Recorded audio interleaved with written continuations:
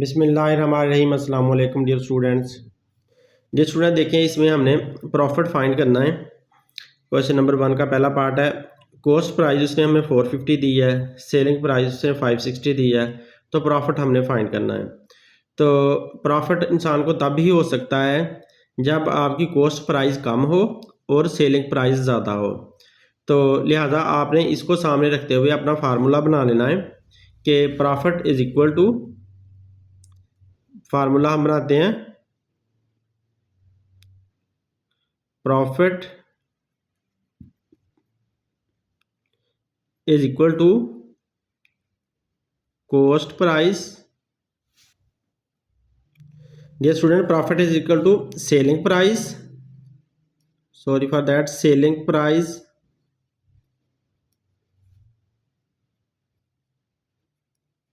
Minus cost price. Cost price का दूसरा नाम परचेज प्राइस भी होता है,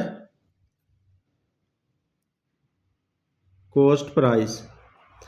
तो सेलिंग प्राइस जब भी ज़्यादा होगी और कॉस्ट प्राइस जब भी कम होगी, मतलब ये कि आपने चीज़ महंगी बेची है और आपने सस्ती खरीदी थी, तो तब आपको प्रॉफिट मिलता है। तो लिहाजा अगर सेलिंग प्राइस ज़्यादा है और कॉस्ट प्राइस कम है तो हम प्रॉफिट लेते हैं। तो सेलिंग प्राइस इसने जो दी है हमें वो 560 दी है, तो सेलिंग प्राइस के नीचे आप 560 दे दो, ये बड़ा है, बड़ा नंबर है। और minus cost price, cost price में देखें 450 उसने कहा है, तो 450 एक छोटा नंबर है। तो लिहाजा 560 में से जब आप 450 माइनस करते हो तो आपके पास प्रॉफिट आ जाता है। तो प्रॉफिट यहाँ पर क्या आएगा, 0 में से 0 निकालें तो 0 ही आएगा, और 6 में से ये 5 निकालें तो 1 आया, और इसी तरह 5 में से ये 4 निकाला तो 1 आया। तो 110 रुपीज़ उसको प्रॉफिट आया। तो यूँ हमने ये फाइंड कर लिया प्रॉफिट। तो यहाँ पर हमारा जो ब्लैंक है वो फिल हो जाएगी 110 के साथ, और साथ आप लोगों ने रुपीज़ लगा देने हैं। वैसे इसमें यहाँ पर रुपीज़ उसे नहीं दिए हुए डाटा के अंदर, लेकिन आप फिर भी लगा दें एहतियातन, क्योंकि आंसर के साथ रुपीज़ होने चाहिए RS। तो RS आप साथ लिख दें इसके। ये स्टूडेंट, इस पार्ट में देखें, उसने कहा कॉस्ट प्राइस 1230 है और सेलिंग प्राइस 1180 है। तो देखें, उसने महंगी चीज़ खरीदी थी, कॉस्ट प्राइस यानी कि परचेज प्राइस उसने जितने की परचेज की थी तो वो 1230 था, और सेल उसने सस्ती कर दी 1180 की, किसी वजह से उसने सस्ती बेच दी, तो लिहाजा उसे लॉस होगा, उसे नुकसान होगा। तो लॉस का हम फार्मूला बना लेते हैं। तो लॉस का फार्मूला क्या होगा, अब की बार फार्मूला उल्टा हो जाएगा।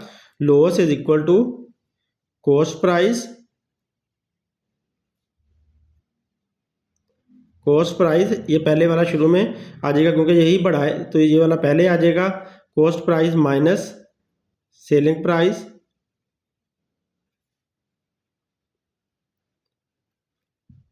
इज इक्वल टू क्या हो गया, लॉस। तो अब हम वैल्यू पुट कर देते हैं। कॉस्ट प्राइस क्या थी, 1230 अब की बार, और सेलिंग प्राइस क्या है, माइनस कर देते हैं 1180 को। तो इनको दोनों को माइनस करते हैं, माइनस करके हमें आंसर मिल जाएगा। तो अब देखें, इस 0 में से ये 0 निकालेंगे तो 0 ही रहेगा, और 13 में से 8 निकालना पड़ेगा। इसको आप ऊपर नीचे रख के प्लस कर लें बेशक। 1230 माइनस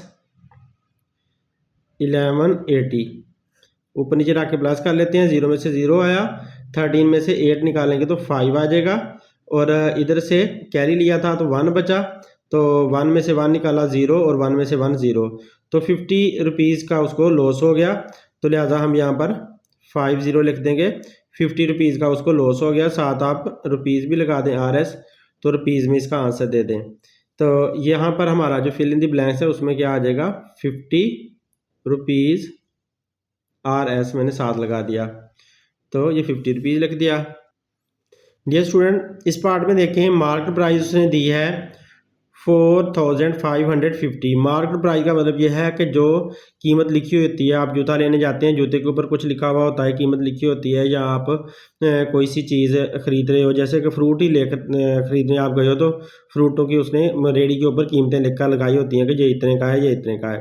तो उसे मार्केट प्राइस कहते हैं। तो सेलिंग प्राइस वो होती है जो आप लोग उसे कम करवा लेते हो, उसकी मिन्नत तरला करके कुछ ना कुछ कहकर आप उसे कम करवा लेते हो, तो फिर वो इतना आपको कम कर देता है, क्योंकि उसे पता होता है कि इतनी महंगी बताऊंगा तो बाद में इतनी सस्ती करके मैं बेच दूंगा। तो सेलिंग प्राइस वो होती है जो कीमत आपको अदा करना पड़ती है, और मार्केट प्राइस वो होती है जो उसके ऊपर लिखी हुई होती है, पक्की करके उसने लिखी हुई होती है। तो इसमें हमें डिस्काउंट मिल जाता है। तो अगर आपको मार्केट प्राइस इतनी लिखी हुई थी, फॉर एग्जांपल जूते के ऊपर इतने पैसे लिखे हुए थे और बाद में उसने डिस्काउंट लगाया हुआ था और डिस्काउंट पे उसने कहा था कि आपको इतने का मिल जाएगा, तो कितने पैसों का आपको डिस्काउंट मिला, तो वो हमने फाइंड करना है। तो डिस्काउंट के लिए फार्मूला हम बना लेते हैं। तो discount is equal to, discount का मतलब है पैसों में कमी करना, असल कीमत में कमी कर देना।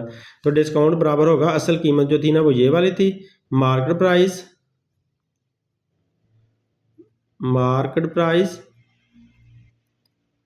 माइनस सेलिंग प्राइस, तो हमारे पास आंसर क्या आ जाता है, डिस्काउंट का आंसर आ जाता है।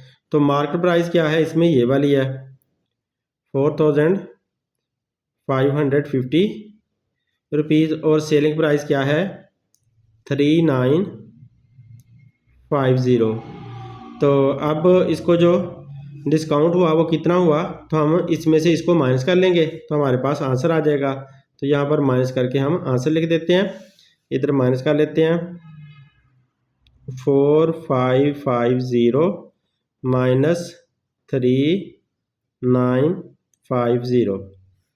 तो 0 में से 0 निकाला 0 आया, 5 में से 5 निकाला 0 आया, 15 में से 9 निकालेंगे तो हमारे पास आंसर क्या आएगा 6 आ जाएगा, और इधर 4 की बजाय 3 रह जाएगा, 3 में से 3 0, तो 600 की इसको रियायत मिल गई है, इतना उसने सस्ता जूता खरीद लिया, तो लिहाजा आपको 600 का डिस्काउंट मिल गया।